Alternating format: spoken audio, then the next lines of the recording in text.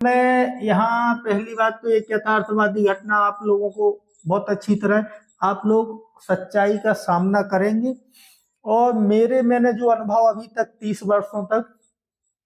किया है कि जितनी जल्दी आप सच्चाई का सामना करेंगे उतने ही जल्दी अवसर आपको अपनी गलती का सुधारने का शुरू हो जाता है। यदि जब तक आप अब सच्चाई का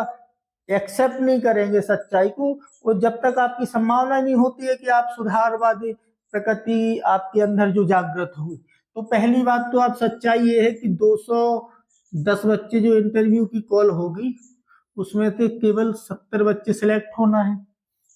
ये तो यथार्थवादी घटना है ना, ये तो सच्चाई है, इसमें तो कोई मुकर सकता नहीं है सच्चाई से। 140 बच्चे बाहर होना है, ये भी सच्चाई है। अब आप लोग कैसी तैयारी कर रहे हैं और किस प्रकार से आपका जो पुराना भूतकालीन अध्ययन रहा और वर्तमान में आपका कैसा केंद्रित अध्ययन है कि केवल अपने व्यवहारिक जीवन में कमाई, पैसा, आर्थिक मजबूती बस है, कि केवल अपने जीवन को, अपने भविष्य को लेकर भी आपने जो सार्थक अध्ययन वर्तमान में आप चल रहा है, तो ये आपकी ज्यादा इच्छाएं सामने समझ में आएगी कि देखो मैं तो अपने जीवन में जितनी भी सच्चाई है मैं बहुत जल्दी, इसलिए क्योंकि आपके अंदर जैसे ही ये मूल जागृत हो जाएंगे ना, तो वैसे ही आप सच्चाई बहुत जल्दी, जैसे गलती है तुरंत मान लिया करोगे और फिर उसमें कोशिश किया करोगे कि जैसे आपको गलती सुधारने का कोई तरीका आता हो तो बता दे, नहीं तो मैं खुद अपने लग जाता हूं निरंतरता से कि मेरी ये गलती सुधारी जा सके। क्योंकि जीवन में छोटी छोटी गलतियां अपन छुपाए रखने से बहुत बड़ी आगे चल के हानि होती है, तो मैं चाहता हूं कि ये हानि ना हो पाए। तो अभी से सच्चाई का सामना, देखो एक बात दिमाग में बहुत अच्छी तरह बिठा लेना, मैं गलती कर दी और मैंने जो एक्सेप्ट कर ली, तो अपनी थोड़ा सा बस एक आम नागरिक की तरह ये भाव लगता है कि मेरी सामाजिक श्रेष्ठता में कमी आएगी, ऐसा है ही नहीं कुछ।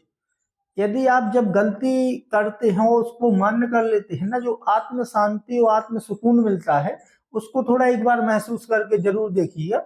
इंटरव्यू में केवल यही चीजें आपको जांची परखी जाती हैं, इससे अलावा और कुछ नहीं है। बिल्कुल घबराना नहीं है। आप इंटरव्यू जब देने जाते हैं तो वहां कोई ऐसा आर्मी का तो इंटरव्यू है और धर्मगुरु पद का है, ठीक है। आध्यात्मिक जीवन से आपको संलग्न लगाव होना चाहिए और जानकारी भी होना चाहिए, लेकिन आर्मी वालों का एक स्ट्रिक्ट जो रूल होता है वो आपको यथार्थवादी घटना कि नहीं ऐसा है। अब आप आध्यात्मिक तौर पर उसको लेके बैठ जाएंगे तब तो देश का हमारा बहुत नुकसान हो जाएगा। तो इसलिए यथार्थवादी बातों पे भी आपको बहुत जरूरी चलना पड़ेगा। इसीलिए केवल मैं आपको दोनों को जोड़ के दिखाता हूं। तो 140 बच्चे हैं, ये तो बाहर होना है, इसमें तो कोई, अब उसमें मैं हूं, आप हूं, कितने लोगों का इंटरव्यू कॉल आता है, कौन बाहर होगा, ये तो इस बच्चों के ऊपर निर्भर करेगा कि किसने कितनी अच्छी मेहनत की और किसने समय रहते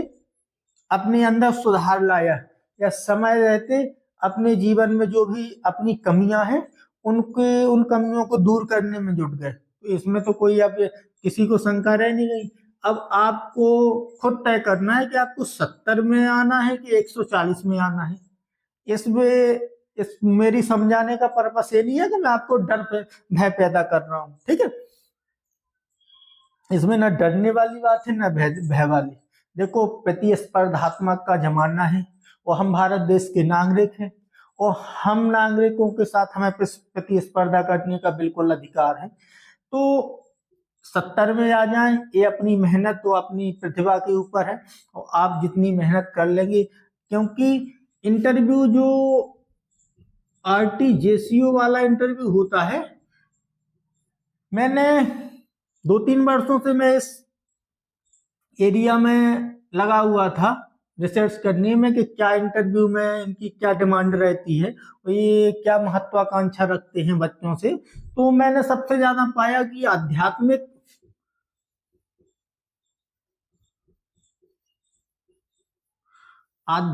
मूल्य तो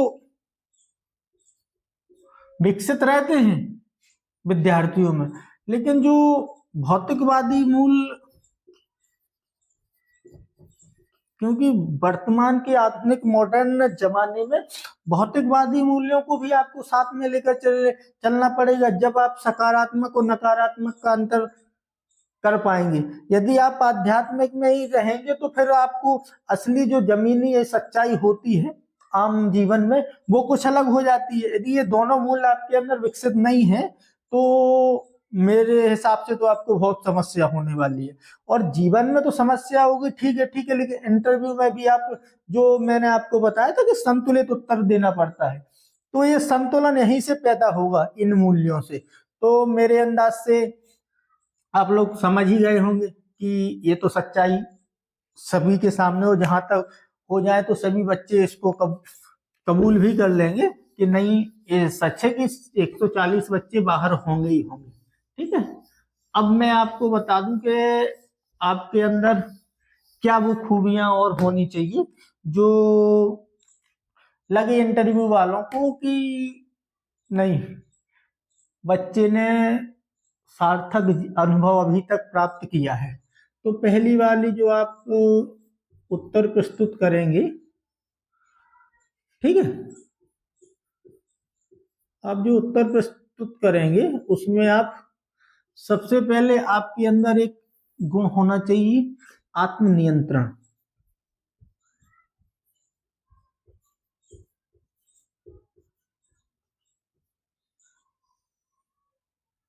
ठीक है, आप दूसरा गुण, आप बिल्कुल मेरी एक एक बात, ये कोई ऐसा नहीं है कि कोई मंत्र से या कोई पूजन पाठ से ये सब गुण उत्पन्न हो जाते हैं। ये गुणपन मैं आपको सब बता दूंगा कि अभी कैसे होता है, लेकिन इसके लिए थोड़ा एक लंबी क्लास चाहिए होती है, और ये मैं आपको समझाने की कोशिश केवल कर रहा हूँ शॉर्ट में क्लास में, क्योंकि ये सब मूल्य समझने के लिए और ऐसी घटनाएं जब मैं आपके साथ उदाहरण के तौर पर पेश करूंगा तो पता चला 1-1 घंटे 2-2 घंटे, क्योंकि मैं ऑनलाइन तैयारी नहीं करवाता हूँ, मेरी ऑफलाइन क्लास लेता हूँ, क्योंकि आपको भी पता है या जिसने इंटरव्यू दे दिया है, अभी जो नए फिजिकल और मेडिकल फिट हुए हैं उनकी तो मैं नहीं मानूंगा, लेकिन जो 2-3 बार या एक बार दे चुके हैं, इंटरव्यू से बाहर हो गए, वो बहुत अच्छी तरह इन बातों को समझते हैं कि जो अपन व्यवहारिक जीवन में चलते हैं और जो इंटरव्यू पैनल के अंदर एक हॉल का जो माहौल वातावरण रहता है वो यहाँ से हट के बिल्कुल अलग। यहाँ पे जो अपन ऑनलाइन, हम लोग ऑनलाइन प्लेटफॉर्म पे कई सोशल साइट्स पे और कई प्रकार के अपने तर्क वितर्क रहते हैं, तो वो अपना अपना उनकी विचारधारा है, लेकिन हमें देश की सेवा के लिए नौकरी में और आर्मी में चयनित किया जा रहा है, तो वो एक देश के हिसाब से विचारधारा हमको रखनी पड़ेगी कि हम एक किसी देश के नागरिक हैं, उस देश की नागरिक का रक्षा करना हमारा कर्तव्य है। ये नहीं है कि आपकी पार्टी का या रक्षा करना है या किसी नेता की रक्षा करनी है, तो वो बात हटके। और लेकिन एक बात आप बहुत अच्छी तरह समझेंगी, यदि किसी पर्टिकुलर आप विचारधारा से संबंधित है तो उस विचारधारा को थोड़ा कम करने की, ज्यादा वो आप एक तटस्थता का भाव, न्यूट्रलिटी का जरूर अपने अंदर पैदा करना, क्योंकि वहां पे जब आप इंटरव्यू देने जाएंगे तो भले ही आप कोशिश और सोच के जाएं, ये याद रखना यदि आपके अंदर जो भी मूल्य होते हैं ना अंदर, तो वो भाव बहुत जल्दी निकल आते हैं। आप कितना ही कोशिश करें कि नहीं निकलने देना है, जो आपके अंदर थोड़ी थोड़ी कमियां होती है वो उन्हें बहुत अच्छी तरह, क्योंकि आप उनसे तो ज्यादा, वो बहुत कलाकार, कला की श्रेष्ठता बिल्कुल लिए बैठे रहते हैं, उन्हें सब पता रहता है कि कैसे बच्चे से सच्चाई बाहर निकालनी है, कि कैसे गुण इनका कैसा परीक्षण करना है। तो पहले तो आत्मनियंत्रण और दूसरा आत्म संयम।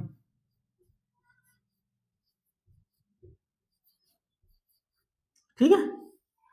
दूसरा ये आत्म संयम, और तीसरा आप अपने उत्तर की जब खूबसूरती और बढ़ाएंगे ना तो ये आत्मनिर्णय।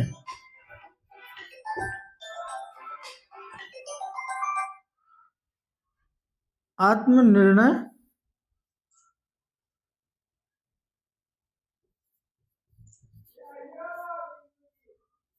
सॉरी मेरा एक कॉल आ गया था, उस वजह से मैं आप थोड़ा 5 सेकंड डिस्टर्ब हुआ। तो ये मैं आपसे बता रहा था, तो ये आप आत्मनिर्णय, ये 3 चीजें आपको बहुत अच्छी तरह अपने आप जिस भी टॉपिक को पढ़ रहे हैं उस टॉपिक से जो जानकारी से संबंधित ये चीजें आपके ये मूल्य जरूर आपको अपने अंदर जागृत कर लेना है। नहीं तो आपका उत्तर आप कितने ही अच्छा जानकारी कितने ही फैक्ट आप जुटा लेंगे, लेकिन जैसे ही आपका उत्तर प्रस्तुत होगा ना तो आपको ये समझ में नहीं आएगा कि अब हमको उत्तर में देना क्या है और कौन सा हमारे पास जानकारी, कौन सी जानकारी किस समय हमको प्रस्तुत करनी है। तो ये चीजें आप बिल्कुल, मैं एक बात और बता दूं कि देखो ये सच्चाई मैं आपको बहुत अच्छी तरह एक बिल्कुल सच्चाई का सामना जरूर करना सीख लें, क्योंकि आपका इंटरव्यू देखो एक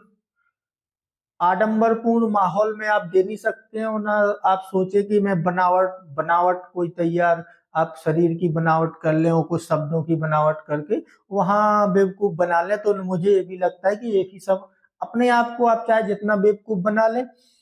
अपने से हटके किसी आप छोटे से बच्चे को भी बेवकूफ नहीं बना सकते, मेरा मानना है। वो बहुत अच्छा अनुभव भी है, क्योंकि आप जितने ज्यादा से ज्यादा रिसर्च, ठीक है, बुक्स पढ़ते जाएंगे केवल हटके सोशल मीडिया के ज्ञान से,